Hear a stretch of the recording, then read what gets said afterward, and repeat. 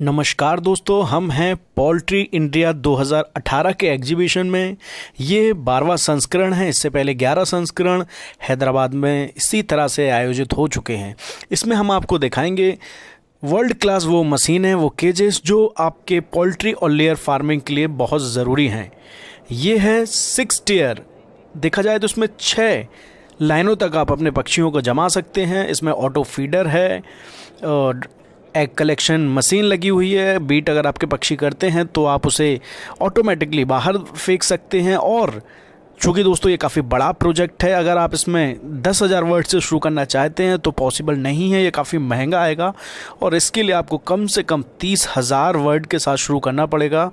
और ये complete project आपके हिसाब से और मेरे हिसाब से जाएगा 1.5 करोड़ रुपए तक का। तो ये काफ़ी बड़ी मशीन है। इसको 2 से 3 लेबर मैनेज कर सकते हैं क्योंकि इसमें सब कुछ ऑटोमेटिक है। उनका खाना देना, पॉटी साफ़ करना, अंडों का कलेक्शन करना, सभी तरह की चीज़ें ऑटोमेटिक हैं। तो इसमें हम आपको अब दिखाते हैं कैलिफोर्निया केज। आप देखेंगे कि ये हमारे बजट में जो केजेस आ सकते हैं उसमें ये जो आपके सामने है, ये है कैलिफोर्निया केज। इसमें आप 10,000 पक्षियों से शुरू कर सकते हैं और इस केज का जो प्रति पक्षी आपका जो खर्चा आता है वो तकरीबन 110 रुपये है, 105 रुपये है। इतना इसमें खर्चा आएगा प्रति पक्षी के हिसाब से। ज़्यादातर केजेस का जो खर्चा आ रहा है वो 100 रुपये से लेके 110, 120 रुपये केज तक का खर्चा आएगा।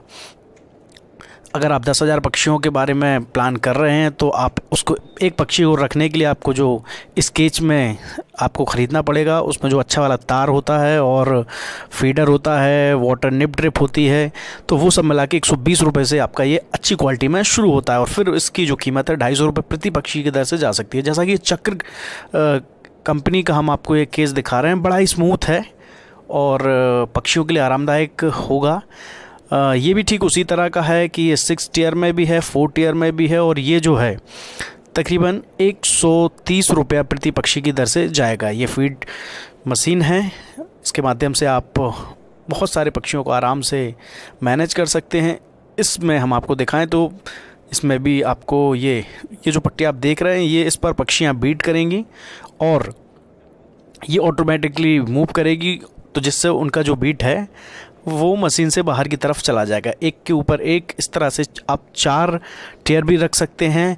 लेकिन कैलिफोर्निया केज में 3 से ज़्यादा रखना सुविधाजनक नहीं होता है, लेकिन ये जो इसका सेटअप है इसमें 4 भी मुझे लगता है बड़े आराम से रह पाएंगे।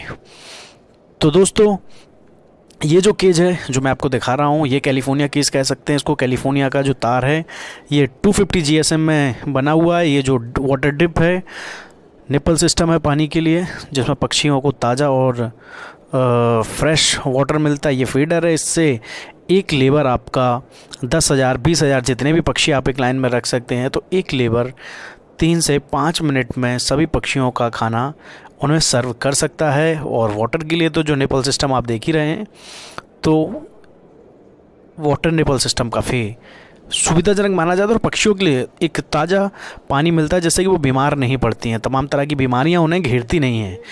ये जो हम आपको केज दिखा रहे हैं इसमें देखिए 95 रुपये प्रति पक्षी की दर से ये केज के दाम मुझे बताए गए हैं।